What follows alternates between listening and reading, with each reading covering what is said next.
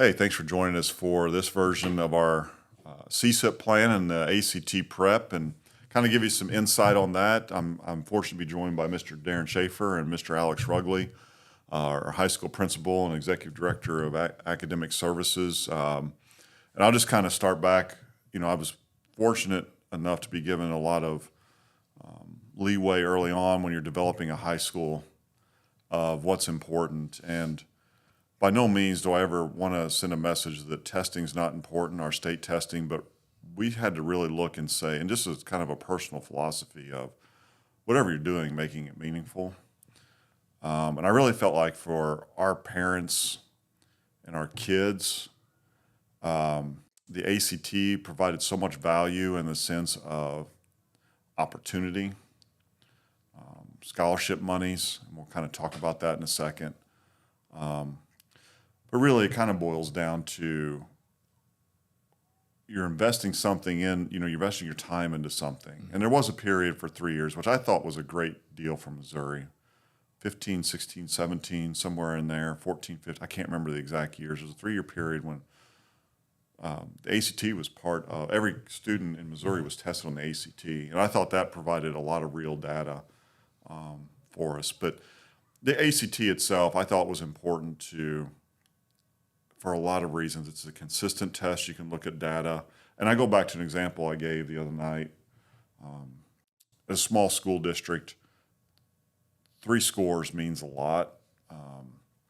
And this was in the open session, and it's data from years ago. I really thought our kids, I forget what class it was, 2017, 2018, somewhere in there, was going to break 21.21 on the ACT as an average. And I was like, I'm really excited. I got scores back. We were at 20.9. I'm like, what happened? And as I looked at the data, and all of our kids, once they transfer in, are our kids, but I realized we had 3 kids that transferred into our school kind of late in their junior year that took the test that pulled us from a 21.3 to a 20.9. And it dawned on me, like, it didn't really upset me. I'm like, okay, at least I know and understand. But 3 scores mean a lot. But also, too, our highest scoring ACT group was the class of 2020. And I think this is maybe the perfect example of this, is because they just hammered tests. They were awesome. But that was also the year when they were juniors that the state of Missouri does what it does, and they change it. You gotta increase rigor and redo this and that. And so you think about the lowest test score we have on record for our biology EOC was that class of 2020. So how is it that a class that has just blows it up on the ACT also has your lowest biology? It just tells you that system is just not real reliable when you look at the state testing. But I also think it's important, like that rigor and strength of the ACT. If your kids are working towards that, because and then I'm going to start asking questions here, but I always felt like, too, that kids, no matter what, we're going to have to pass a test in their life, whether it be the ACT, doing well on that. And we always said no test score ever defines a kid. And we didn't do any awards or rewards at the high school based on performance on the test. All we asked is if a kid took a state test or the ACT, is while they were in there, if their supervisor, their proctor, said that everybody gave a great effort, they got to participate in the field day. If they didn't, they sat out. We just want effort on the test. And occasionally we'd have a couple kids in there. It wasn't every year, but we had kids kind of tanking. We were like, sorry, I don't care what you did on the test. I just want your effort. And I think it's just a great lesson in life. No matter what's in front of you, give the effort. But the ACT itself is, how we prepared for it, and we're going to talk about that. So, Mr. Rugley, we adopted a kind of a mindset years ago, and I'll get into it in a second, but really what was important for our building is our staff wanted to be a part of the ACT prep process. And there's kind of 2 ways to do it. You train your staff to teach the kids, or you have some teachers that put kids in some sort of program. It's really the 2 models that are out there. So years ago, and I think it's been successful, but we're doing it again this year. So what's the timeline look like this fall? We've had some turnover in the high school. Some of the other staff that's really versed in it has done a great job, acclimating teachers that come in. But it's kind of time, I think. So Yeah, you're exactly right. What we've done is we're actually utilizing the ACT company and our teachers are English teachers, our math teachers, and then our science teachers are utilizing an AIM program, and we're going to have them utilize it from a virtual apparatus from the high school. And on October 14th and 15th, our ELA and then our math teachers are going to have basically 6 hours a day for 2 days, and they're going to be able to learn about the test. And then our science teachers are going to learn the same stuff with their content area, about their content area on November 6th and 7th. And during that time, the key thing is they're going to learn about the test. They're going to learn about questions regarding the test. I believe our math teachers actually could take a portion of the test to learn about the questions, then also the answers, and how those questions are worded. One thing that I've learned in being in this position and looking at data, because I love numbers, it's just kind of right up my alley a little bit, and breaking down the data from really the last 5 years from an ACT standpoint, then also our EOC stuff and things like that, is our students understanding the involvement of a question and how to read that question and how to utilize that question. Then our teachers understanding that as well, because, like you said, our ACT numbers have been great overall as a district for literally for a long time. I was looking all the way back to class of 2014. Class of 4, they were good. Yeah, and that really was without good. all the AC. They were good. Exactly. They were good. And you break that down, and really the average is over 21. I mean, the class of 2020 was a 23 average, So putting all that together, how do we bring that to our students, our staff, that training that they're going to get in October and also November, kind of coaching them up a little bit so that it, again, helps our students be as successful as possible on that ACT test. And it's like we say, we don't teach the test, we teach the whole child, but a big part of that is making sure that we're setting our students up for success in that ACT program. So we're utilizing that professional development here in October, and it's very important for us to get that done early because I believe we have an ACT that's coming up in October to try to help our students there. Then also you have another one pre-Christmas, then post-Christmas and things like that. So bringing all that information that they learn in that professional development opportunity through that AIM program for those 2 days is very vital in order to help our students succeed on that test. So I kind of go back to some thoughts here because I think at the time, specifically as people were gearing for those 3 years, and again, I'm dating myself a little bit, but what is effective? You would just hear in all the conversation with the principals and curriculum meetings of like, we do this ACT prep, we're seeing great success, and just so many different programs out there. So I just got really bored one summer, I guess, and started to pull data from St. Louis. Just went into the DESE website and just pulled ACT scores. And really what I found were there was two things that drove ACT scores. Number one is the free and reduced rate. Mm-hmm. It is crazy. If you just email me if you want to see that data, I'll sit down with you if you're really bored. But it's fascinating. Yeah. It was almost like a perfect 1-to-1 all the way down on the. It was crazy. I think 8 of the top. If you took the top 10 scoring schools in the ACT in St. Louis, and then matched their ACT next to it, or their free and reduced, it was 8 out of the 10, and the other 2 were like within the top 13. The second thing I found was class size. Attendance had no effect on it. The other part of that, though, and I'm going to get to the point about small schools here, is that what got my attention was I started to look at the Jefferson County schools, and I'm like, Jefferson and Festus were kind of at the top. Then it was every big school, and then the 3 small schools at the bottom, not that weren't Jefferson. I was like, well, that's interesting. Mm-hmm. And then the same deal in St. Louis. So I'm not going to name the school, but there's a school in St. Louis I think has the perfect conditions to be a successful small school, and they are. They do an amazing job. They have this is going back a few years, looking at the numbers. They had 240 kids in the high school. They were able to have 4 English teachers in the high school. We have 3. They had 2 assistant superintendents for a small school. At that time, we had none.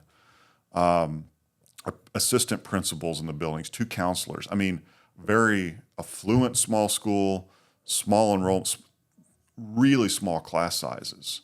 And they really did a great job on the ACT, but they couldn't crack the top 13 large schools as far as their ACT average.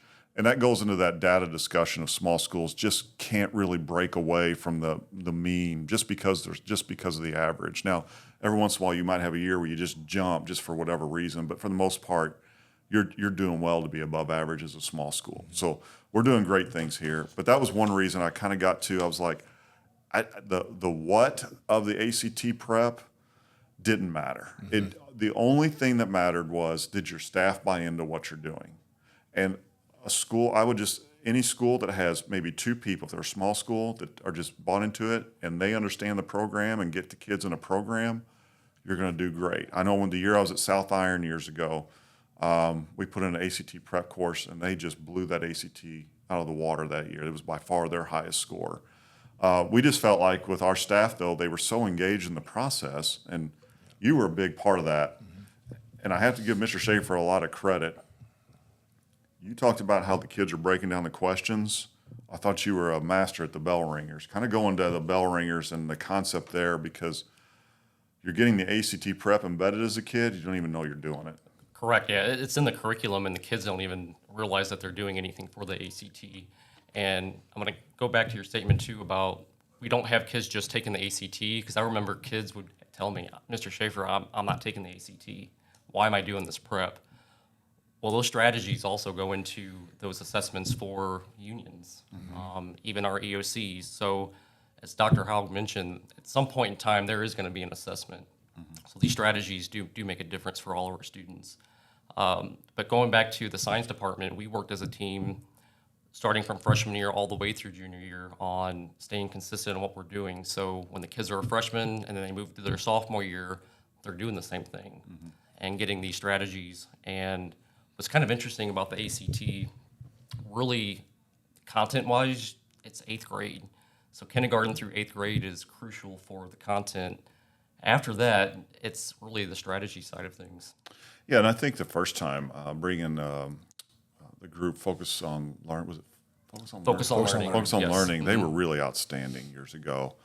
But I remember meeting with their leadership group, and their statement was, you have to remember that in education, the people you have working in your classrooms are good people, and they want kids to learn. And so they said, never have those people try to develop ACT. Let us do that, because really the ACT questions are set up to trap kids. Yes. They said that's not what the intention of your teachers are. You want them to learn and gain all the knowledge that they can get, but allow us to kind of work with your kids and your staff to understand how to break that question down so the intelligence can truly shine through. And I think we've really seen a great gain there. And again, I think we kind of forget sometimes a 24 on the ACT is a really good score. Yes. And we have some kids. You go look at our Wall of Fame and how many 30s we've had in a small school.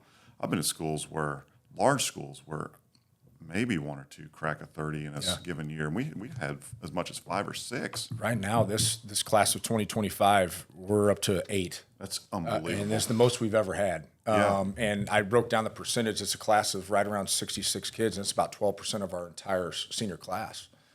That's pretty amazing. It's a heck of a number, and there's a lot of credit that goes here. It's the parents, it's the way they're raised, things they're exposed to on vacations. As crazy as that sounds, but when they get into the classroom, I really believe our staff. If you look for the value of professional development at a high school of what this staff has done, I think with the ACT is a shining example. And to further the point.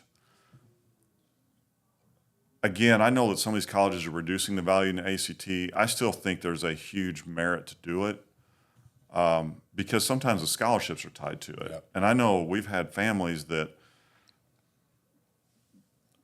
child was at a 22, 23, 22, 23, and just that little extra special session that we gave them, they bump it up to a 24, 25. Well, suddenly at some of the public universities in Missouri, that bumped them to an additional $2,000 scholarship. And over a 4-year period, that's $8,000 that they're not out of pocket on just because they put that time and effort in ahead of time. I do want to spend just a minute here and talk about, so as a parent, okay, great, we're doing this embedded credit, but we're also doing what we kind of stop everything. We send the seniors on their senior trip that day.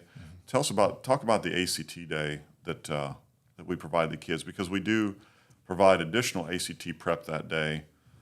Some strategies, but it's also very, I'll say, systematic with what we do with the freshmen, sophomores, and juniors. Yeah, it really is kind of So we start out with our freshmen. They take a practice ACT, as so does our sophomores. Our practice ACT for our freshmen really includes math, ELA, science, but it doesn't include the reading portion of the ELA content, just because of the simple fact that we're trying to we don't want to overload them too fast, too much, too early, but also so that they understand the test a little bit.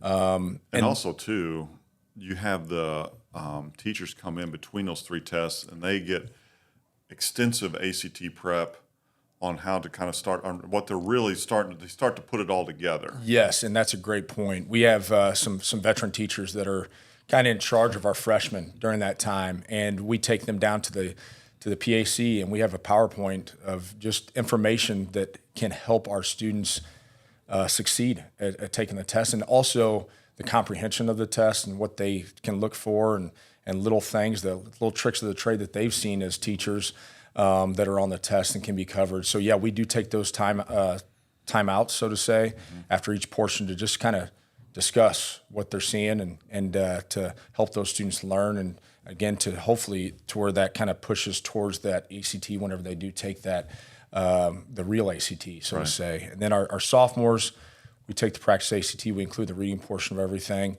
and then our juniors, they have the ACT. They take the actual ACT. Our seniors go on the trip, but we also add in the work keys test for those that may not be going to a college or university. Then also the AccuPlacer program or test as well for those that may go into the junior college level or anything like that. So we have options for our students, which is awesome. Mrs. Runze, prior to Mrs. Richardson, did a fantastic job of organizing everything, and then Mrs. Richardson, and she did a great job as well. I never thought about this, but we went from Suzanne Richardson to Miss Yes. Runze. I never thought about that until just now, because you said Miss Richardson. I'm like, you weren't here with Suzanne, but I forgot. I never. Yeah. Never mind. Richardson runs. Well, Richardson. we had kind of a. You had to be, 5'10" or taller to be our. So we'll let very true. Renee slide on the 5'10" issue. But Yeah, and then another thing too with our ACT practice test with our freshmen and sophomores, the data that we get from that, Yes. we also share that with the students and teach them how to break that data down so that they can pinpoint strengths and opportunities for growth. yeah, and so the students really like when they go to Miss Shockner or at the time you, and I know Molly's there as well. The kids bring those scores in. So that's, I think, number one. If you're at home as a parent looking at the ACT scores, just look at the raw scores of each subject. Yes. That tells you a lot right there. You sometimes just start to see these gaps, like really great in reading, really struggle in science, really good in math, and kind of average in ELA. Well, then you can take just those basic scores to your teachers of content, and they start working with you. And that's when you start leveling up. The other thing, too, there's certain tests throughout the year you can purchase the answers You can, or yes. the result. Like, you can get more detail. It's more like an itemized breakdown. Yes. I shouldn't say the answers, No. but you get a deeper look into it, and get it. If you purchase those, spend a little extra money there, and then take those into your teachers.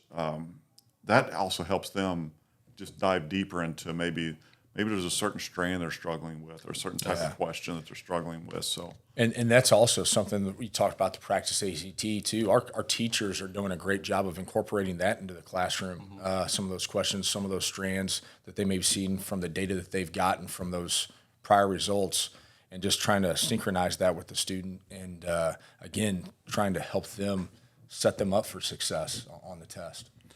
I think one of the approaches we take to data as well is don't necessarily, if you can pull the emotion out of data, because sometimes you get results you're not wanting, and you start to question or don't want to look at it. If you can, I always recommend looking at data one way or the other, good or bad, put it back down, take a few hours, take a day, come back and look at it, and let it just start soaking in on you. But I will say one of the data points, because data just is what it is sometimes. One of the data points we found, and I don't know the reason for this, and there's a lot of possibilities, but if your child takes one ACT, they need to take at least 3. Because our data shows there's a pretty big jump between those that just take one ACT and those that take multiple ACTs. It may just be because the person taking the one time, I'm just going to get it done and not do it again. But and this kind of goes into why I think we have the ACT day, why we want our kids to see it. Some of this too is just nerves. I remember there being such a buildup for me to go take the ACT, and I had never seen it. And you hear all these stories, but I noticed a huge change in our building when we put that program in from year 1 to year 2.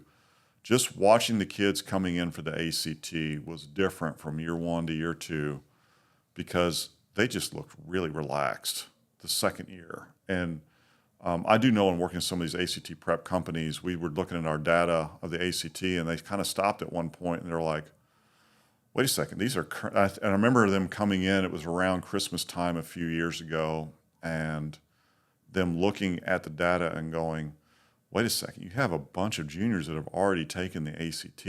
They go, most juniors won't take it until their spring of their junior year. And I'm like, we just really want them to take it. Not that we're trying to force it on them, but I look at it like performing in athletics.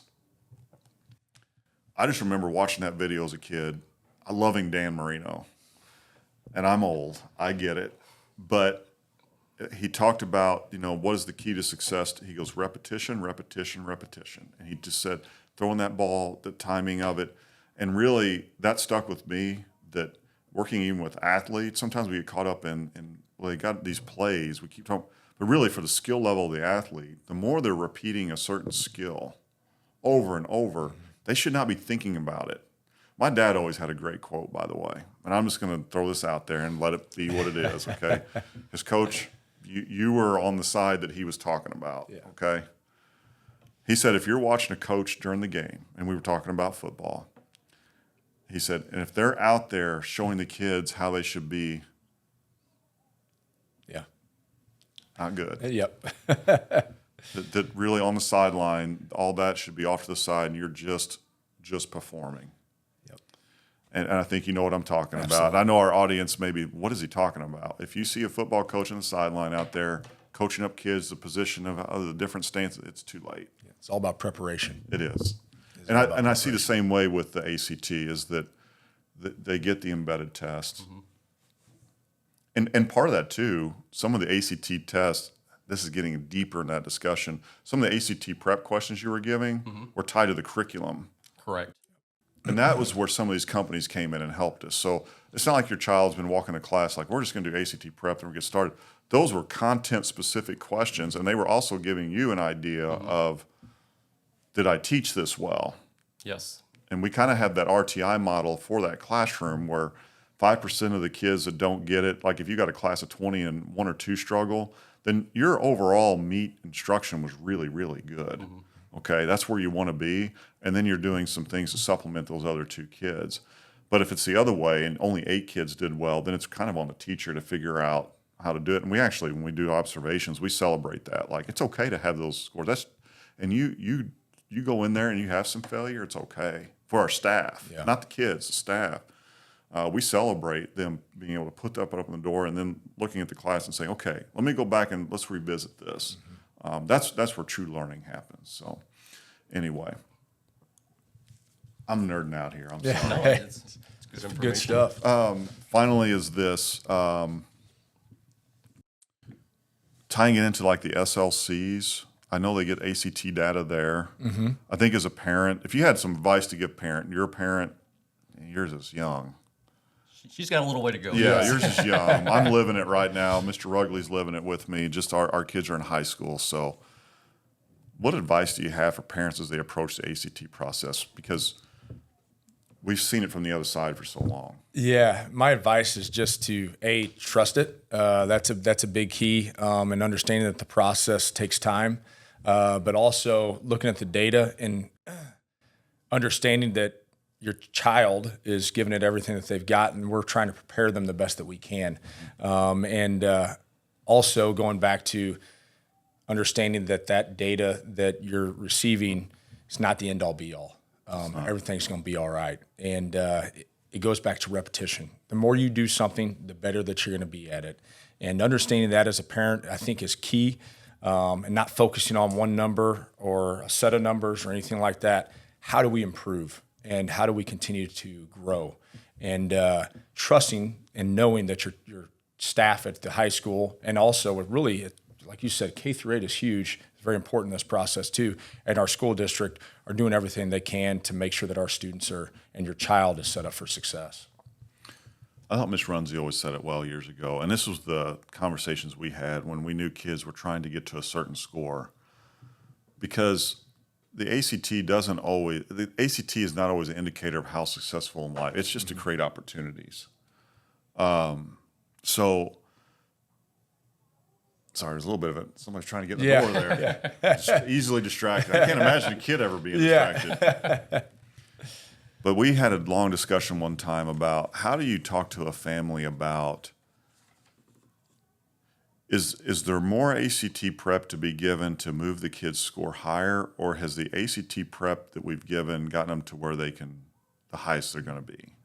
That's a tough answer. That's what we don't know. What we can tell you is that we have certain data points that they take so many tests. It's a very similar discussion we had yesterday with the R-VII concept. So what our R-VII people are seeing down, our elementary principals with R-VII, is that if the kids are spending the time in there, it's hitting the gains. It does take, it's like anything else, you put the commitment and the time into it, you're going to see great results. Anyway, Mr. Schaefer, if you were to give advice to a parent, and maybe even from a teacher perspective, what would that be on the ACT? I'd say the biggest advice is continue having that great relationship with your teachers. They're embracing that content every single day. They're experts in it. Reach out to them and ask for help. It's okay. Yeah, it's okay to ask questions. I've had students that would come to me. We would work during advisory. We would look at their test breakdown, and between the beginning of the year and the end of the year results, I mean, I had results where there was a 5-point increase. And I also think too, don't let this define your child. We've had kids that have really strong academics that maybe didn't break a 30, but they're just rock stars in life too. There's also the other kids. Sometimes there's just a kid that really scores well that doesn't have a great GPA just because school's not their thing. So don't get too caught up in just know that as long as you're doing the very best, and when it's time to close the book. It is what it is. Love the child. Just know sometimes it's more about the process of learning how to work than the actual result. And my daughter and I talk a lot. We talk about her tennis stuff. About the key to tennis for me with her, if she were to stop today, I'd be happy, because I think tennis has done her some wonder as far as like her as a person. But just remember the process of learning how to compete will carry off into other things. And I think the ACT process is very similar. You may not get the exact result, but the effort put in and the intelligence you're showing and the work ethic pays off in other things. So anyway, thank you for joining me today. I absolutely love this process. And we will continue to focus on the ACT until we're just told we can't. But I don't see that anytime soon. And again, I know some of the colleges aren't necessarily looking at it for entries anymore, and I still think it has a place, though. I really believe that. So thanks for joining us.